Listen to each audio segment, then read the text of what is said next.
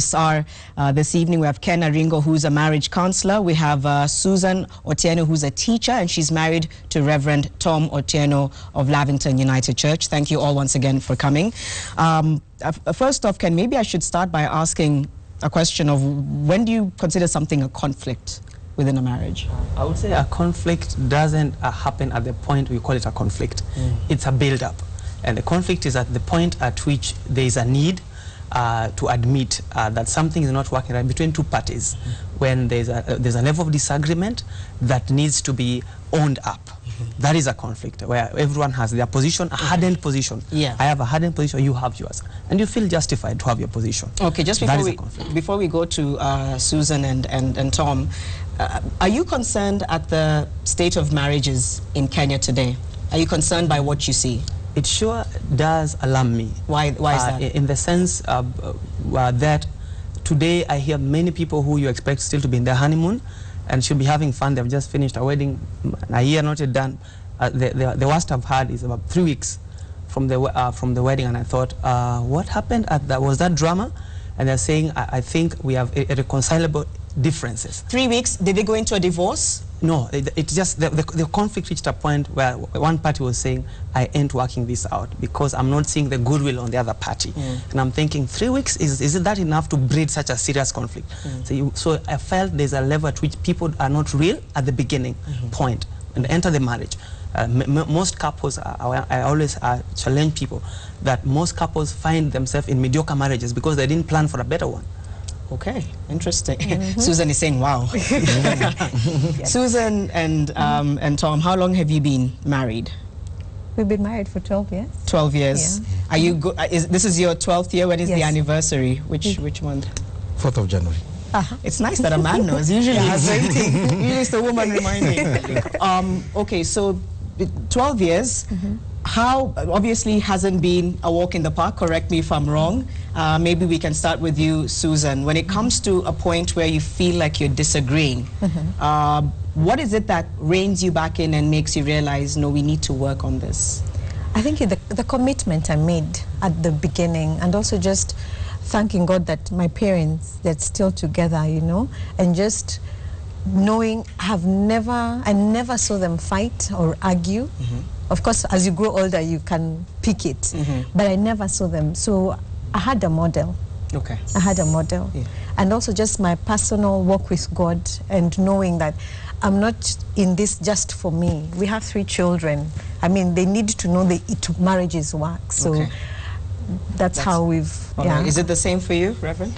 Yes, but I think for me also, having come from quite a tumultuous house. How so? Different. Okay. I came from a polygamous house, polygamous household, and my dad and my mom, there were times they didn't get well. They didn't get on well. So that was very different for me. So for me, it was a matter of running away from an imperfect model and saying, I don't want to be like this. Okay. Ever.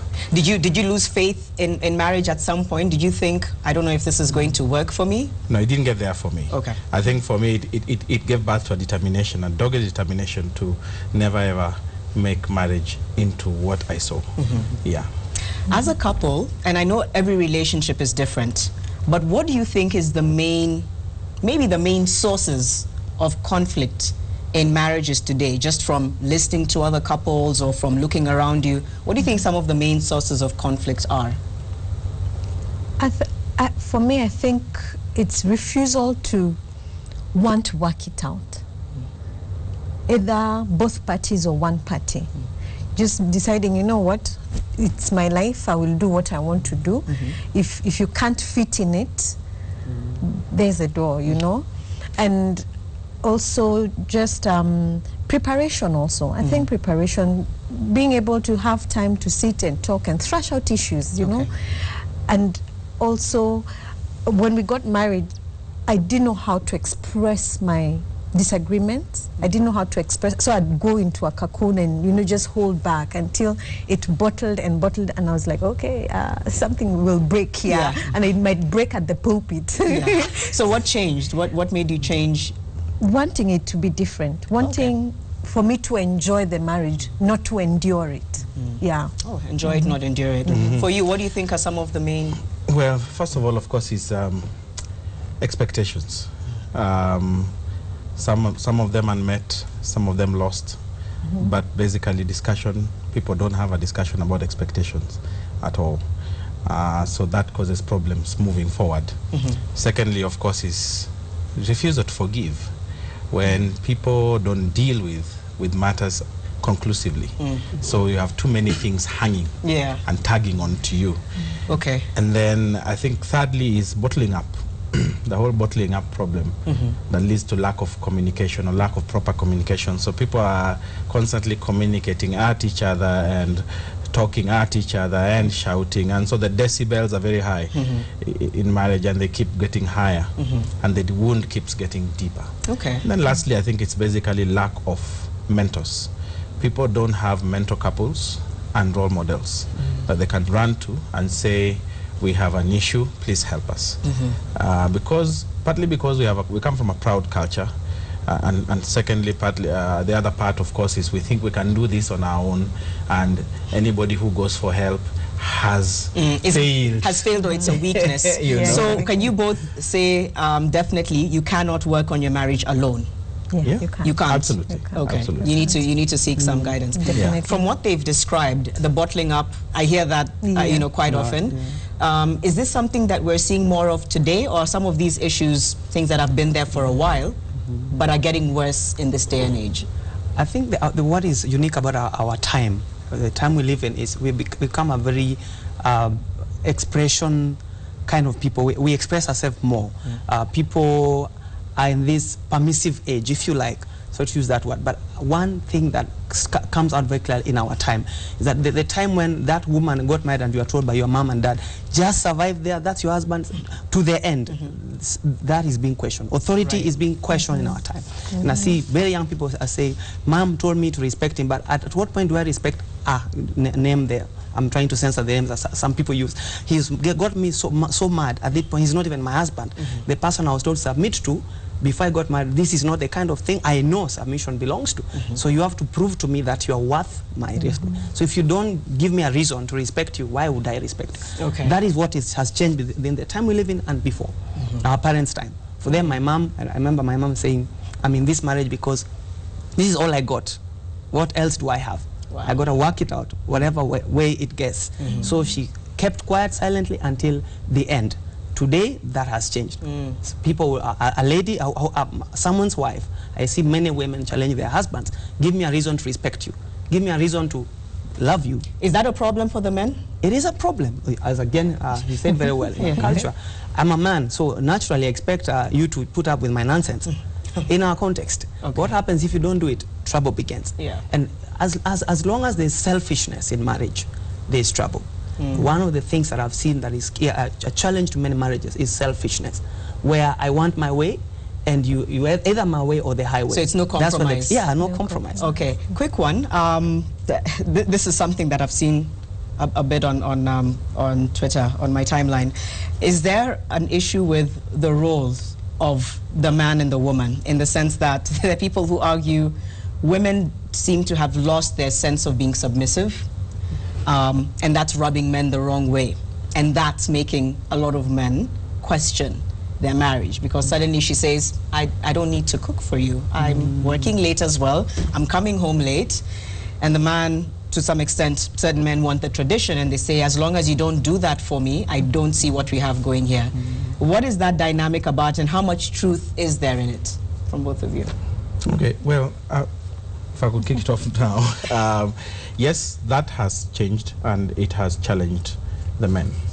I think, firstly, the couples need to identify how that dynamic has changed. It cannot be static.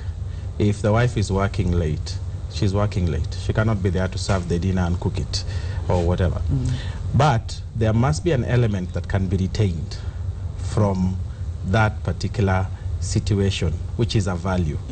So what has failed to happen is, with the changing and the challenging of the values, people have failed to identify the bottom line. And the bottom line is, there is a value that must not be lost, despite the circumstance and the things that have come to shift the circumstance should not challenge the value. Yeah. So the value is, I need to feel respected, and I need to feel honored, and I need to feel like you care for me enough to just be here for me and as a man. Eat food. We eat food together. Okay. So now find a way. You know, if you're going to find her there at work and you eat food together there, find a way. Okay. But don't lose the value. Because when you lose the value because of the circumstance, then you lose so much. And that is what is happening in many marriages. People lose sight of the values because of the circumstances. Okay. Well said. What do you add? What do I add? Well, I think, Janet, we need, fine, there are all those things. I'm also in the marketplace, he's in the marketplace and all that, but priorities, yeah? What's important to you? I think for me that's what matters. What's important? Yeah, we all want to hustle. We want a good life for the children and for ourselves. But at the end of the day, you still are the woman. There's some things we will want to run away from, but we can never run away from them. But be wise. I mean, talk, communicate, you know. I mean, I'm sorry, sweet, I can't fix dinner, but I've trained somebody to do it, but I will be there for us to have dinner together. People in my earpiece are saying, no. no. no. But, but I see your point, Susan. Yeah. I think we have to follow up on that point, but we have to take a short break. Well, we're crossing over again to Janet Bogo. Of course, our topic tonight, what is causing conflicts within marriages and how best can they be resolved? I have a text here from Esther from Kasarani. Says, my husband never says sorry to me since we married for now 10 years. Keeps on doing wrong and repeating the same mistake like sleeping out. Please give advice to this. Janet. All right. Hussein, thanks for that. Let's get into some questions that are coming in to all of you. Someone on a SMS says, my wife and I don't handle conflict well. We become defensive, blurt out a few sharp words, and then clam up for a day or so. We're becoming more and more superficial with each other, and we're setting a terrible example for our children. What should I do? Sam from Nairobi. Wow. At least there's the element of admission there. The moment you notice a trend, and I'm glad that she's able to say we are setting a pattern for our children. He is, it's Sam. It's a man, yeah. So Sam is able to recognize that this habit, which seems to be at this point not really threatening, is growing. And that is the first realization of helping us resolve a conflict that can become latent and become bad for the sake of these children. And so I want to say that's a good way, the fact that it's positive for some to note this is not helping and has a long-term effect on the children. So at that point, what I would say, deal with it. What should you do? What you need to do is face up more. If it is exchange that causes the trouble, be the one to lose. Choose one person. In a conflict, both parties cannot be right. All right. You can't all have the cake and eat. Okay. Yeah. You would agree? Yes, well, I think I would add that they are caught in a cycle which they need to break. And the first step to breaking the cycle, which they have already done, is to admit it. But I think what is most important is to go back to everything they have not resolved. Because it's like there's a build-up. Yeah, and begin to clean it up. Okay. But they need a non-toxic environment. Okay. Yeah, in the non-toxic environment. Here's a question as well. Miss Kendi on Twitter says, kindly explain what submission entails. Is it doing what a man says without a woman's voice? That's how she's asked it. No. I don't think it is. Okay. It's just saying, you know what? You're the head of the home. You have said this, but this is what I think. Then let him be.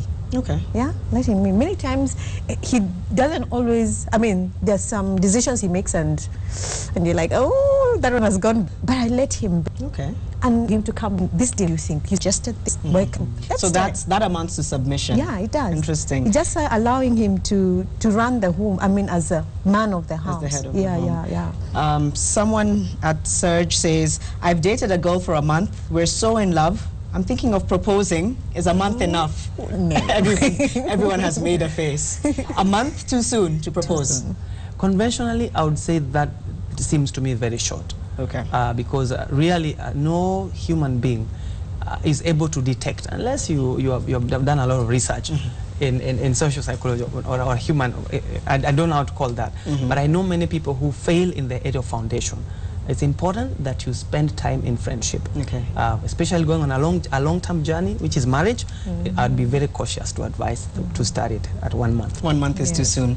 Go slow. Full stop. Jane Wanjiku in Mombasa says, the major source of conflict between, this is Martin actually from Mungai, says, the major source of conflict between my wife and I is disagreement on how to raise our children. Discipline, education, clothes, spending, you name it, we fought over it.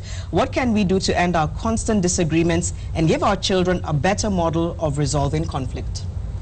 Agreeing on the disciplinary code is important. So agree on the disciplinary code, and if you don't agree, find a mediation for the agreement, because the disciplinary code is very important. Secondly, agreeing that if somebody is administering discipline, if for instance the husband is administering discipline, the wife should not interfere even if she doesn't agree. Because when you interfere, you strengthen the child's indiscipline. So if you feel it's too much for you, take a walk and come back later.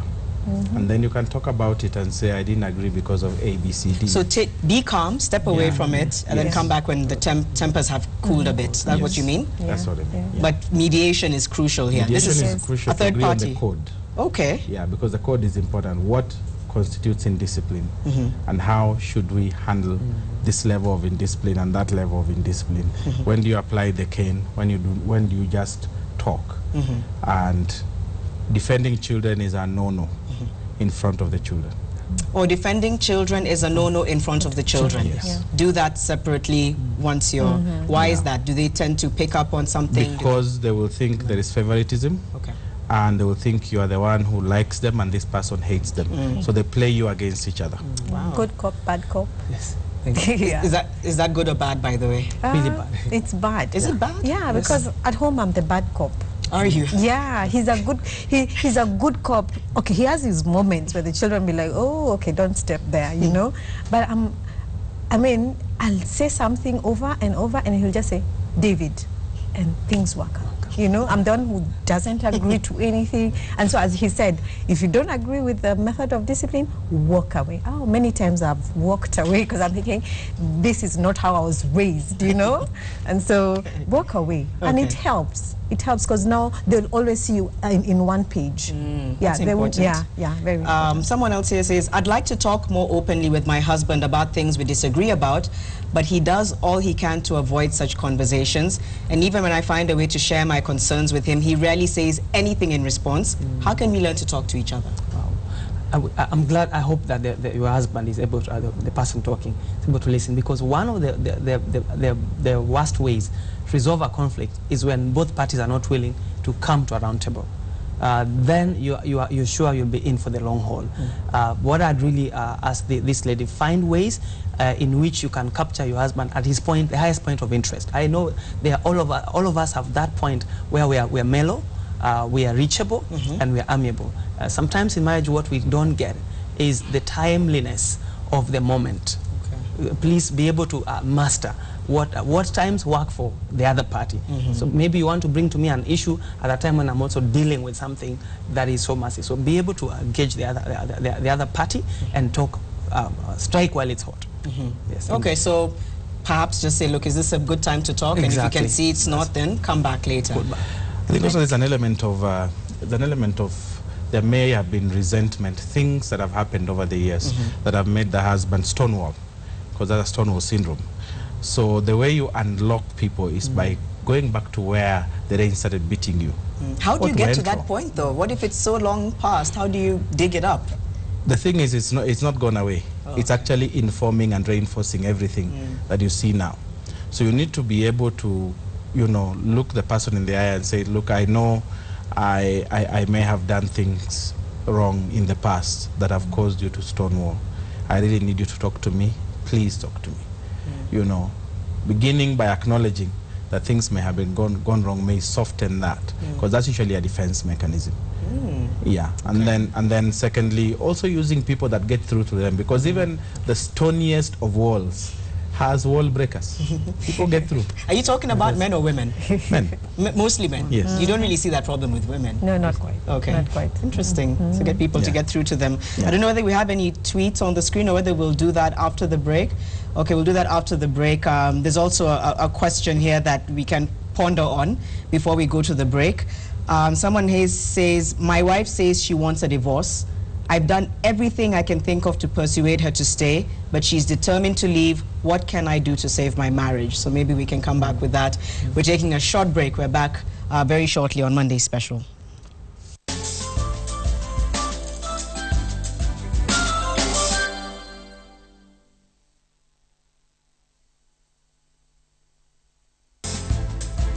Welcome back. You're watching Monday Special. We're coming to the final part of our show now. We're taking your questions on SMS and on Twitter. Do we have some of the tweets that we can show you now? Okay, let's see what they are.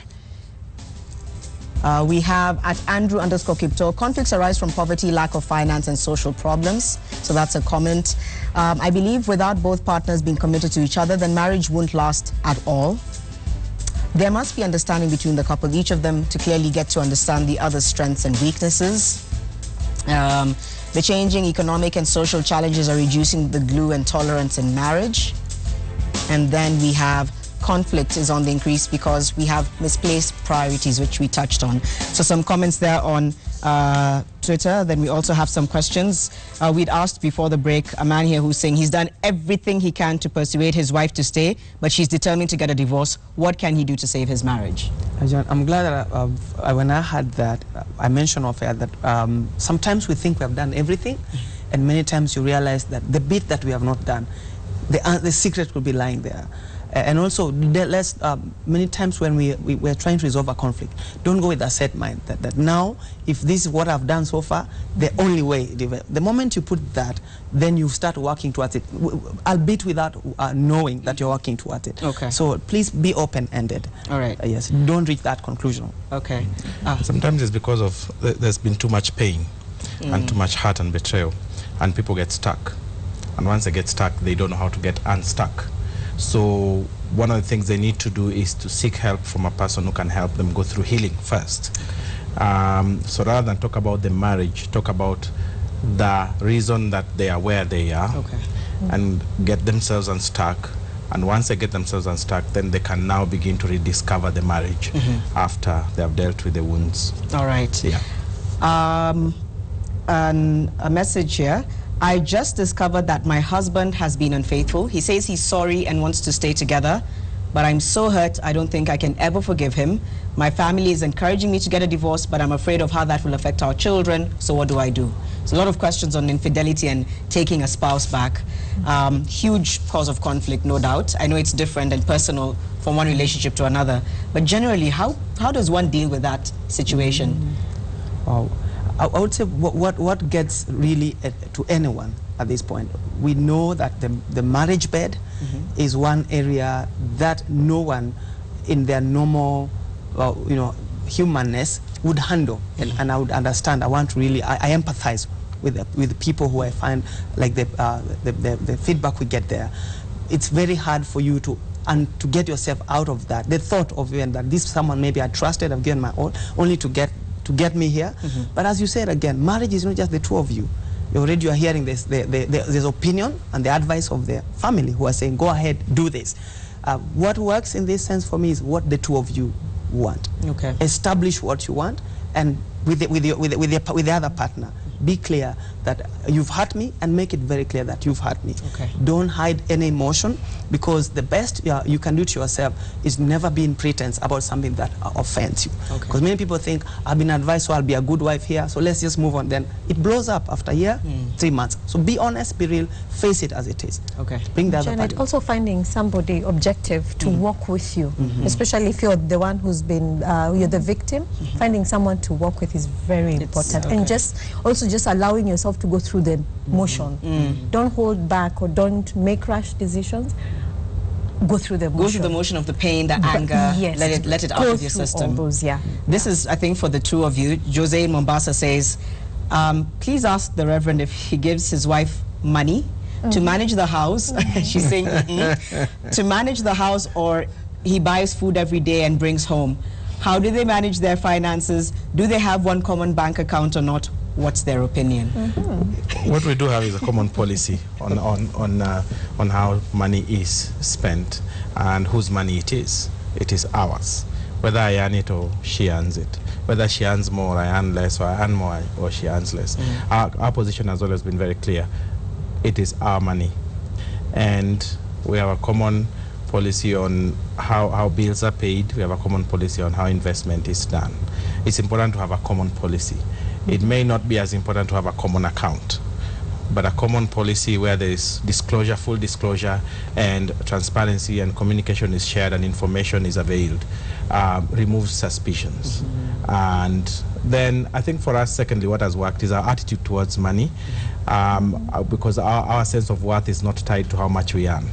That God has helped us to resolve. And I think that sometimes people get stuck on that because they have not gotten past, I am what I earn. You're not what you earn. What you earn comes after what you are. So once that is resolved, then you're able to move on to the next position. All right. For you, advice to people for whom finances are a major source of conflict for in their marriage. The Reverend has just explained your own policy, but what would you say to people who are having issues because of finances? Don't hide. Because the moment you begin to hide, the conflict begins. So a woman hiding her own, or a man hiding his own. And as he said, just being open about it and said, I have this money, I'd love to spend this money on myself or whatever I want to do with it. But this is what we're going to do for our home, you know, because it's our home, you know.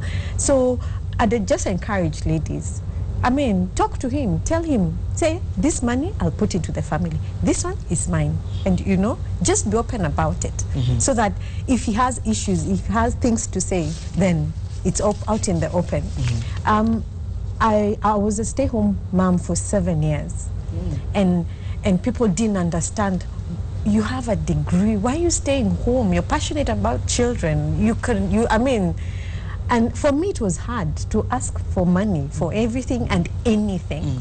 But the moment I was able to sit and say, you know, asking for money doesn't reduce who I am. Then, hey, this is our home. If he doesn't feed me, everybody will know he doesn't feed me. It's on him. It's on him at the end of the day. And he's a Luo man, so hey, he has to up his game. And eventually now, I mean, I went back to work.